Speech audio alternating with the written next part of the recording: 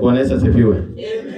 Leo tunataka tuangalie ujumbe kuhusu kichwa chake kikiwa ya kwamba waliokejeli watu wa Mungu na waliopatana nayo. Bwana Yesu asifiwe sana. Waliokejeli watu wa Mungu na mambo ambayo iliweza kuwapata. Unajua mtu wa Mungu anaweza kuwa pengine hajui kuongea vizuri, lakini huyo ndio mtu ambaye Mungu amemchagua. Na kuna mifano. Biblia inasema kwamba Musa alikuwa hajui kuongea vizuri. Hata yeye mwenyewe alijua hajui kuongea vizuri.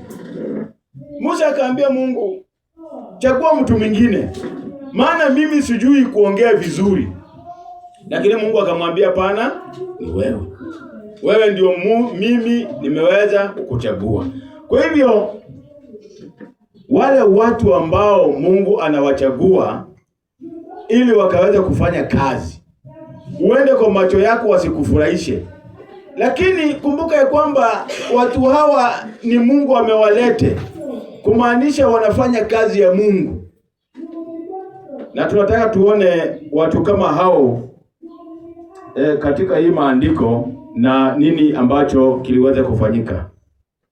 Nataka tuanze kusoma 2 Chronicles chapter 36 verse 15 to 16. Biblia inasema Mungu kwa huruma ama Mungu kwa kuwahurumia watu aliwatumia watumishi wake mara kwa mara ama watumishi tofauti.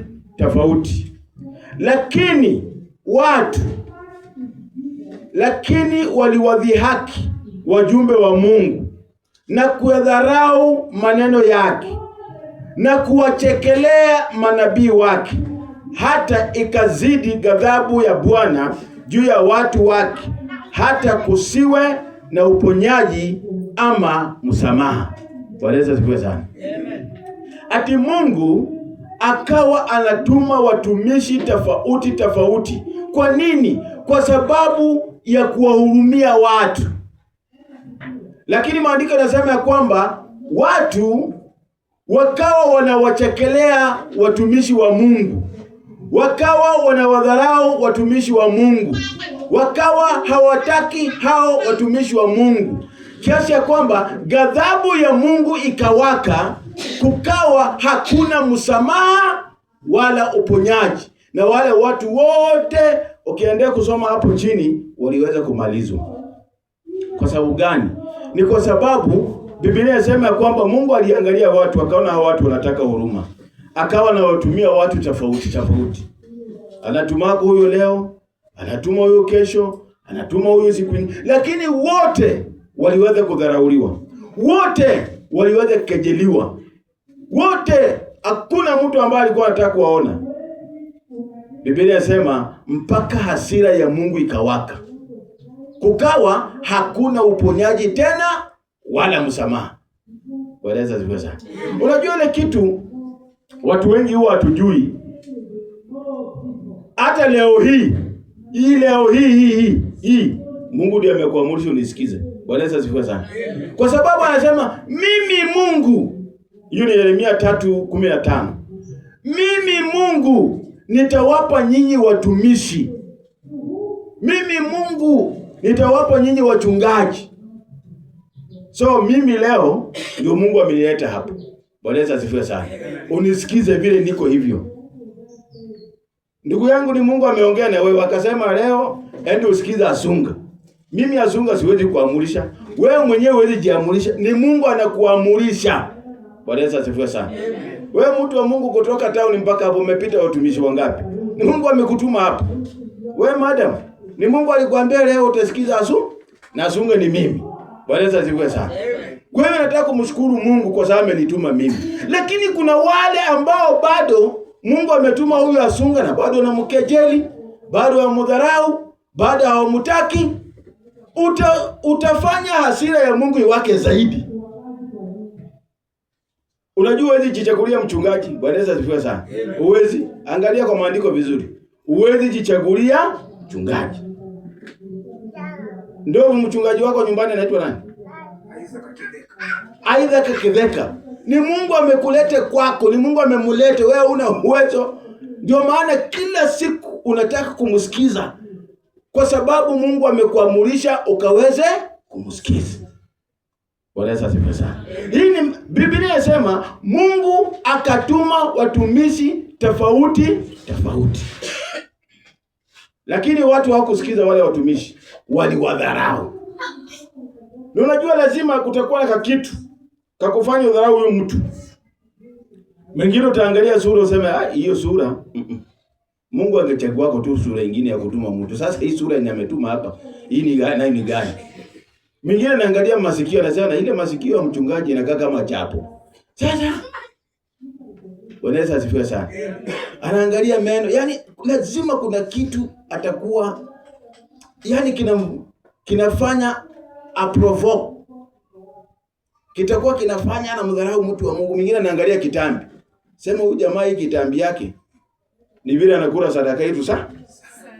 Bwana Yesu asifiwe sana. Amen. Mwingine sasa hata anakosa kula sadaka anakonda. Nasema ni pastor wetu anakuranga sadaka na baada anakonda tu. Sasa mnataka wafanye nini? Bwana Yesu asifiwe sana. Amen. So Biblia inasema wakatuma wachungaji tofauti Mungu mwenyewe, lakini watu wakadharau wale wachungaji. Watu wakakejeli wale wachungaji mpaka hasira ya Mungu ikawaka, kukawa hakuna msamaha tena na hakuna uponyaji. Nataka niseme ya kwamba unapowadharau watumishi wa Mungu, unapokejeli watumishi wa Mungu, unakejeli Mungu mwenyewe. Wacha nikupe maandiko. Matendo ya Mitume 26 kuanzia mstari wa 13 mpaka 15. Biblia inasema Yesu Kristo akauliza Sauli, Sauli, mbona unanitesa? Mbona unanitesa? Sauli akasema, wewe ni nani Bwana ninayetesa? Yesu akamwambia, unapotesa wadogo hawa, unanitesa mimi. Unapodharau watumishi hawa, unanidharau mimi. Yaani watu wa Mungu waliposumbuliwa, watu wa Mungu walipokejeliwa, watu wa Mungu walipoonekana kwamba katika macho ya wanadamu si wazuri, ilisababisha Yesu mwenyewe aache shughuli zake, akutana huyu mtu ambaye aliitwa Sauli. Na akamwita Sauli. Kwanza alimgonga mwangaza. Sauli akawa chini ya Farao. Sauli alikuwa anaongea na Mungu akiwa chini, kwa sababu alikuwa na kiburi. Akagonga chini na alipigwa na mwangaza wa ajabu. Kuamka hata aoni, macho imekwenda. Yesu akamwambia, sasa wewe utafanya na mimi kazi. Bwana Yesu asifiwe sana. Mungu akamgeuza.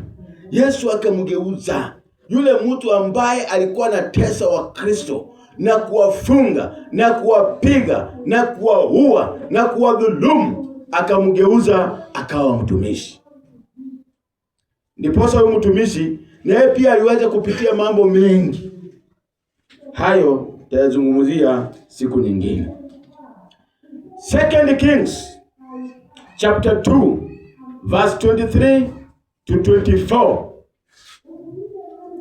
Biblia inasema kwamba mtumishi wa Mungu ambaye aliitwa Elisha alikuwa biashara zake, alikuwa kazi ya Mungu.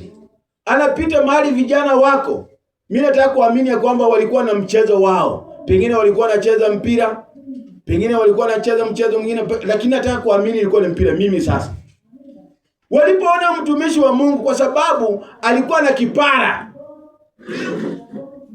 wakaanza kuimba, mwenye upara pa, mwenye upara pa, mwenye upara pa. Hii wimbo ikawa ni mzuri kwa vijana. Vijana wakaimba kwa sauti kubwa. Mtu wa Mungu akakasirika, akageukia vijana, akawalani kwa jina la Mungu. Ndumbu wawili wa kike wakatokea kwa kichaka tu hapo area hiyo. Kumbe wanaishingi na ndumbu na hawana habari. Lakini wakati walichokoza mtu wa Mungu, ndumbu walitokea tu hapo wawili wa kike. Wakawararua vijana 42. Yaani kukawa na maombolezo makubwa. Tukawa na kilio kubwa. Wamama wakabaki hawana watoto. Ni kwa sababu gani? Ni kwa sababu mtumishi wa Mungu alikuwa amechokozwa, mtumishi wa Mungu alikuwa provoked na akatoa laana, na laana ile ikaanza kula watu saa hizo. That's why wale watumishi ambao wamesoma maandiko haya, hata mnapowakejeli, mnapoongea mambo tofauti, wao hunyamaza, maana wanajua wakisema maneno yale itaanza kuwakula mara hiyo. Biblia inasema hivi. Kwa sababu gani ati ndumbu? Tena Biblia imesisitiza ndumbu wa kike wawili. Mbona hakusema wa kiume? Inasemekana ndumbu wa kike ni wakali zaidi kuliko wa kiume. Bwana Yesu asifiwe sana. So unaona kwamba mtu wa Mungu alipokasirishwa, hata mbingu ilikasirika, hata wanyama wa mwituni walikasirika, ikabidi waingie kazi. Hata hao ndumbu wako na shughuli siku hiyo. Mtu wa Mungu ukasirika tu, wakaingia job. Bwana Yesu asifiwe sana. Ati Biblia inasema na hizo ndumbu zikaua vijana 42 miongoni mwao. Kumaanisha wale hawakuongea, ndumbu yuko shughulika nao. Lakini wale waliongea, ndumbu na wao wawili walikuwa wanaongea. Na kuna mazungumzo ilikuwa inaendelea hapa. Vijana maybe hawako wanaelewa hiyo lugha, lakini mazungumzo iliendelea. Kuna mama moja ambaye anaitwa Mbiti Sauli. Mtu aseme Mbiti Sauli. Yaani msichana wa Sauli. Msichana wa Saul. 2 Samuel chapter 16 verse 16. Nani amepata some hiyo? Maneno ni mzuri. Hiyo ningependa pia tusome. Yote tu ni mzuri. Lakini mtashinda kwani leo tusome Biblia hata kifungu. Mtu asome. 2 Samuel 16:16.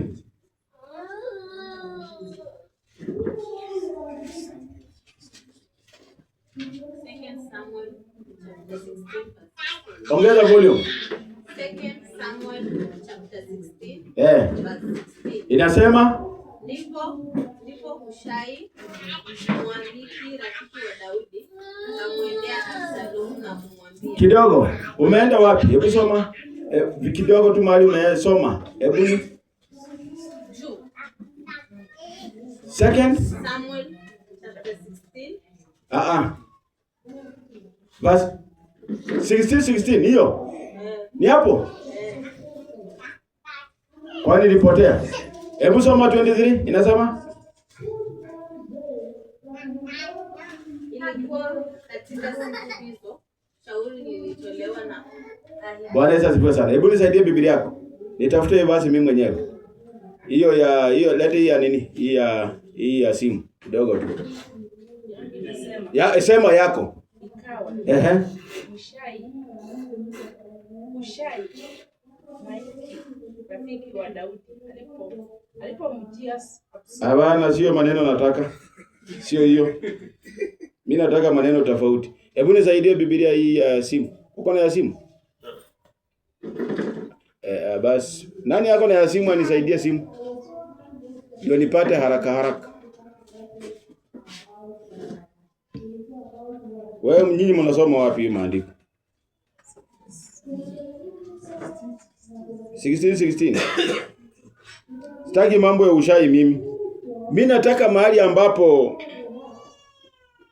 Sauli, mtoto wa Sauli, alimkejeli mumewe Daudi wakati sanduku la agano lilikuwa linatolewa, ama wakati sanduku la agano lilikuwa linaletwa.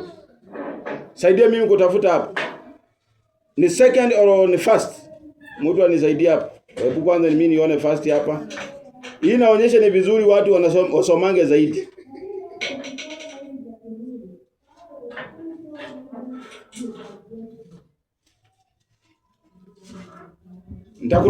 Nitatafuta hiyo kwa sababu ya masaa.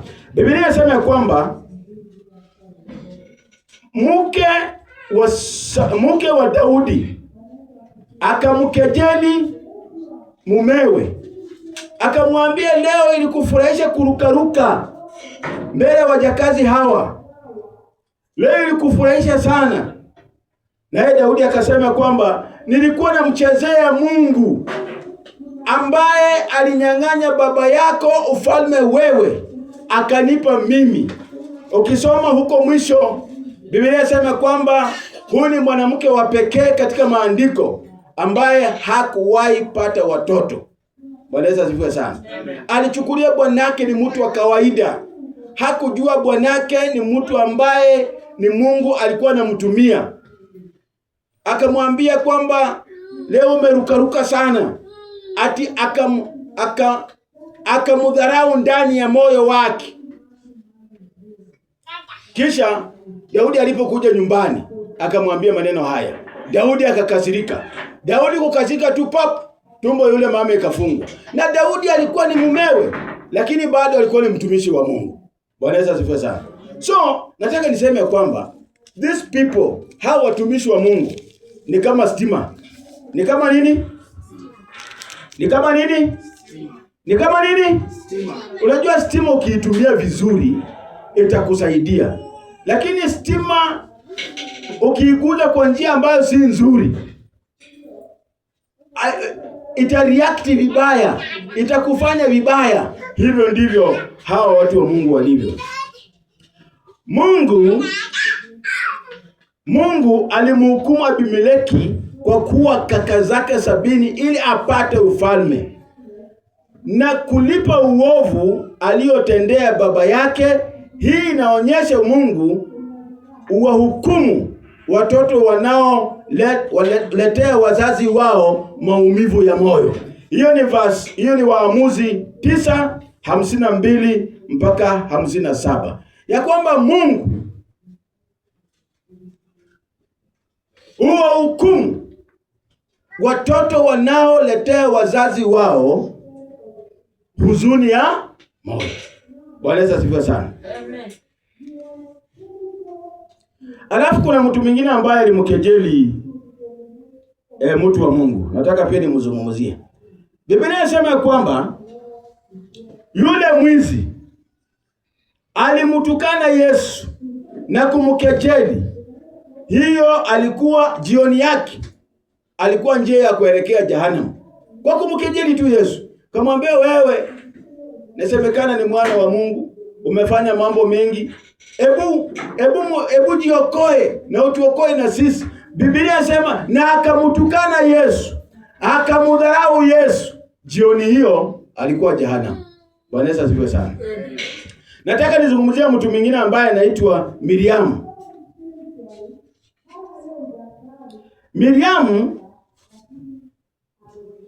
Miriamu alipata adhabu kwa kumkejeli Musa mtumishi wa Mungu alipooa. Hiyo ni Hesabu 12. Unaanzia tu hapo kuendelea. Maybe alikuwa tu kama sisi wanadamu. Vile unaonanga mtu ameoa alafu unaanza kuongea maneno hapa na pale, kumbe ni mtumishi. Pengine ameoa kabibi kadogo, unasema oi, anza kutola yengi. Angalia tu miguu inakaa kama ya suna. Na akiwa mnono, wewe angalia miguu inakaa kama ya ndovu. Bwana Yesu asifiwe sana. So yani wakakejeli Musa. Ndio kumbuke Musa alikuwa brother yao. Lakini Mungu akaadhibu Miriam kwa sababu ya kumkejeli Musa. Na tukao tuna discuss na mtumishi mmoja. Tukao tunaulizana na mbona yule brother yake Musa na yeye hakuadhibiwa. Akaniambia Mungu alikuwa anaangalia mwanzilishi wa yale maneno. Bwana Yesu asifiwe sana. Mwanzilishi wa yale maneno, huyu ndiye aliadhibiwa. Yule mwanzilishi wa maneno, mwanzilishi wa mijadala, huyu ndio Mungu aliweza kudili na yeye. Ukumbuke kwamba Musa alikuwa mwanadamu. Musa alikuwa na mtu wa hasira. Musa alikuwa hajui kuongea vizuri. Musa alikuwa ameoa bibi ya pili. Musa alikuwa ameua mtu.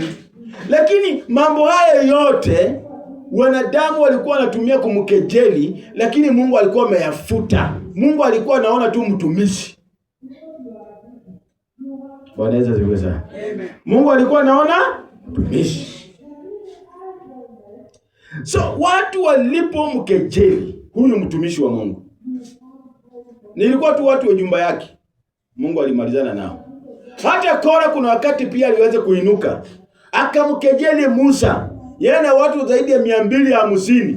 Mungu akakasirika, dunia ikafunguka, ikameza watu na mambo ikaendelea tu kama hakuna kitu yenye imeendelea. Kwa hiyo nataka niseme ya kwamba unapokejeli watumishi wa Mungu, unakejeli Mungu mwenyewe, kwa sababu Mungu ndiye amewatuma. Hakuna mchungaji ujituma. Hata yule ambaye unaona anatandikanga watu makofi, huyu ni mtumishi wa Mungu. Hata yule unaonanga anauza mafuta, vitambaa, na kwa sababu hakunanga miujiza ya bure. Bwana Yesu asifiwe sana. Hakuna muujiza wa bure hata mmoja kwa Biblia ambao mimi nimeona. Miujiza yote ilifanywa kazi. Lakini sasa wewe unataka miujiza ya bure. Si utauziwa kitambaa, utauziwa mafuta, utauziwa nguo, utauziwa taji, hizo vitu zote watu huuziwa. Hiyo nilikuwa natafuta ni 2 Samuel 6:16. Thank you very much. 2 Samuel 6:16. Mahali ambapo nilikuwa nasema ya kwamba Daudi alikuwa anacheza muziki, alafu aenda mpaka mwisho. Nafikiri 23. Mwisho wake inasema 23 inasemaje hapo mwisho? 23 kwa sababu inasema huyu ndio mwanamke wa pekee ambaye hakupata watoto. Bwana Yesu asifiwe sana. Na alikuwa tu amemkejeli bwana yake. Kwa hivyo sasa mkikaa na mimi mnaangalia maneno. Bwana Yesu asifiwe sana.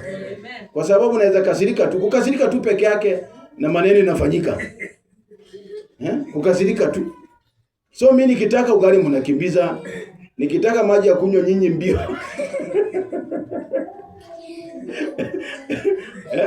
Waweza sifiwe sana. Unajua kukaa na watumishi wa Mungu ni vizuri, lakini pia ni hatari. Ni vizuri na ni hatari. You must know how to live with them. You must know how to handle them. Akisema mama pandiwe mara hata hakuna maswali mara moja.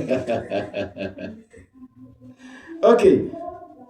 Ni kwa ujumbe wa leo ilikuwa kwamba wote ambao walikejeli watu wa Mungu walipata adhabu. Bwana Yesu asifiwe sana. Amen. Wote waliokejeli watu wa Mungu walipata adhabu. Maana hao watumishi wote Mungu ni amewatuma hapa. Alafu wakati pia mnakaa na hao watumishi, tumesema kwamba you must know how to relate with them, you must know how to handle them, you must know how to live with them, because they are good to be in the society, but they are also very dangerous if you mess with them. Bwana Yesu asifiwe sana. Kwa hivyo nataka niseme ya kwamba Mungu akaweza kuwabariki sana. Amen. Huu ndio ulikuwa ujumbe wa leo. Unajua maji ikifungiwa huko Mwamuto, ikikuja ikiisha kwa tapu, hata tujaribu namna gani, haiwezekani. Bwana Yesu asifiwe sana. Kwa hivyo ujumbe wetu wa leo umefika hapo, na nasema kwamba Mungu awabariki sana. Mtu aseme amen. Amen. Mungu awabariki sana. Mungu awabariki sana.